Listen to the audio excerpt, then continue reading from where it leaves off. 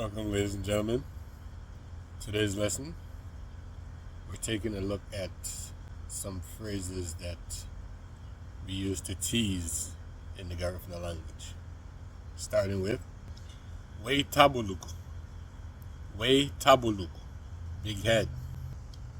And we get that word by combining the two words weighty and abuluku. Weighty meaning big, and abuluku meaning head.